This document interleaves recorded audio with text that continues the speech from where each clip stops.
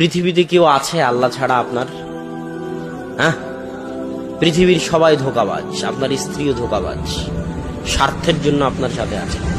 আপনার সন্তানও ধোঁকাবাজ, স্বার্থের জন্য আপনার সাথে আছে। স্বার্থহীন, নিঃস্বার্থ ভাবে পৃথিবীতে যদি কেউ আপনাকে ভালোবেসে থাকে, সেটা কে? আপনার প্রতিপালক।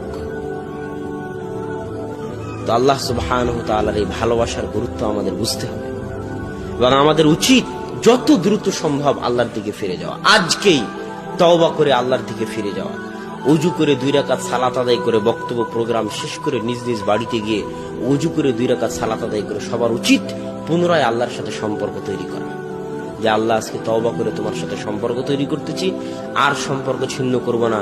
আর সম্পর্ক ছিন্ন না করার সবচেয়ে বড় মাধ্যম হচ্ছে যে কোনো মূল্যে দিনে রাতে 24 ঘন্টায় 5 ওয়াক্ত সালাত আদায় করো। আকিমিস সালাতা লিযিকরি, তোমরা সালাত আদায় করো আমাকে স্মরণ করার জন্য।